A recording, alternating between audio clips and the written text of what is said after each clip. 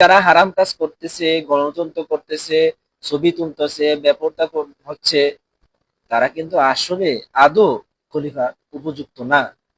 খলিফা কে হবেন, কে হবেন এই বিষয়ে কিতাবাদিতে অনেকগুলো শর্ত উল্লেখ করা হয়। তার মধ্যে বিশেষ কয়েকটা শর্ত নিয়ে আমি আজকে আলোচনা করব। খলিফা হতে হলে ওনাকে অবশ্যই মুসলিম হতে হবে, বালিগ হতে হবে, স্বাধীন হতে হবে। এছাড়া আরেকখানা বিশেষ শর্ত হচ্ছেন পুরুষ হতে হবে। মহিলারা কখনো খলিফা হতে পারে না। কেননা হাদিস শরীফে নূরে মুজাসসাম হাবিবুল্লাহ হুজুর পাক সাল্লাল্লাহু আলাইহি ওয়াসাল্লাম তিনি ইরশাদ মুবারক করেছেন, লা ইফলিহা কওমুন আল্লাহু আমরাহুম ইমরাআতান।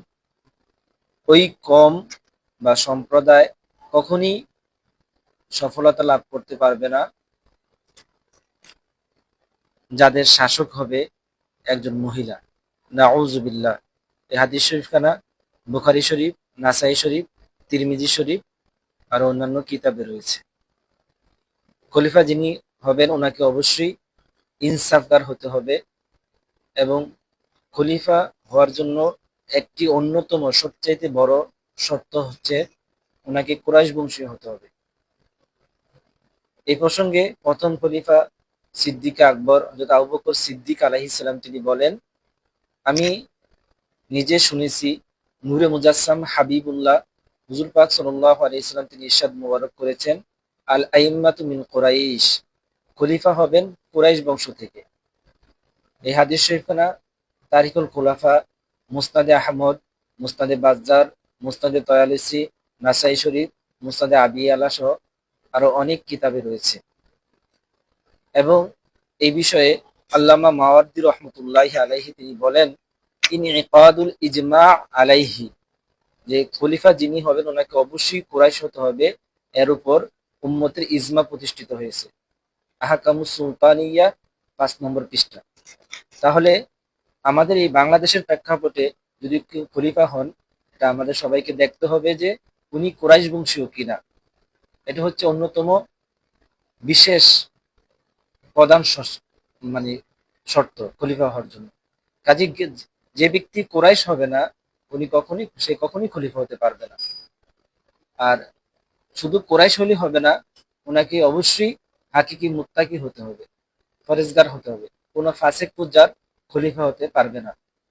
এই প্রসঙ্গে মহান আল্লাহ পাক রব্বুল আলামিন তিনি ইরশাদ মুবারক করেন, ইন্নী জাইলুকা লিন্নাসি ইমামা, ইন্নী জাইলুকা লিন্নাসি ইমামা।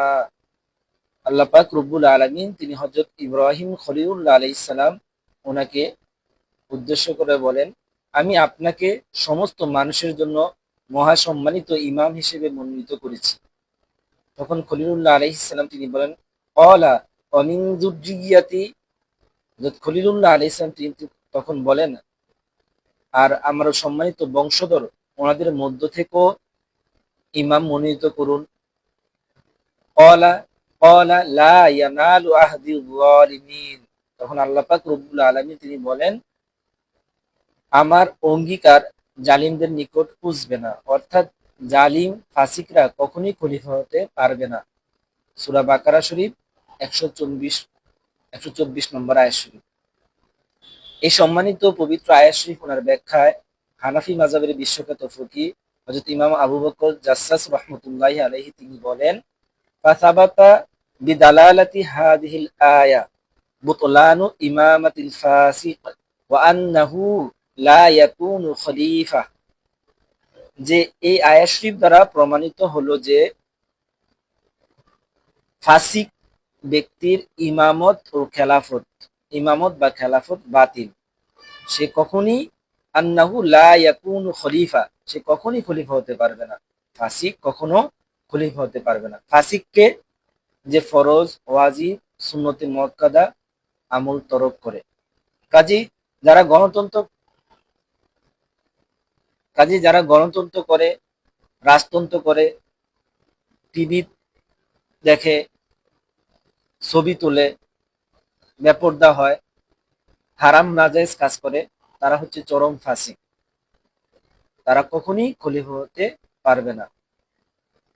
এবং যিনি খলিফা হবেন ওনার আরেকটি প্রধান শর্ত হচ্ছে উনি হবেন ওই জামানার সবচেয়ে সম্মানিত এবং মূল ব্যক্তিত্ব মোবারক, অর্থাৎ সর্বশ্রেষ্ঠ ব্যক্তিত্ব মোবারক। কাজেই এই যে শর্তগুলো কিতাবাদিতে যেগুলো বর্ণিত রয়েছে, এই শর্তের ভিত্তিতে কে খলিফা হবেন ওনাকে আমাদেরকে গ্রহণ করতে হবে, ওনার কাছে আমাদেরকে যেতে হবে।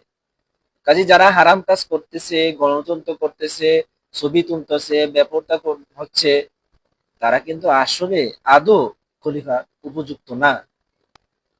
মহান আল্লাহ পাক রব্বুল আলামিন তিনি আমাদের সবাইকে এই জামানার যিনি খলিফা, যিনি হাদিস শরীফ বর্ণিত দর্শন খলিফা, ওনাকে চলা চিনার তৌফিক দান করুন এবং ওনার হাতে বায়াত হওয়ার তৌফিক দান করুন, ওনার ফয়েজ তাজুল আবেদন হওয়ার তৌফিক দান করুন এবং ওনার উসিলায় আমাদেরকে এই চরম বিশৃঙ্খল পরিবেশ থেকে মুক্তি দান করুন এবং গণতন্ত্র নামক যে কঠিন গজবের মধ্যে আমরা নিমজ্জিত আছি এই দেশবাসী, এই কঠিন গজব থেকে মহান আল্লাহ পাক রব্বুল আলামিন তিনি আমাদেরকে পানা দান করুন এবং খেলাফত দ্বারা আমাদেরকে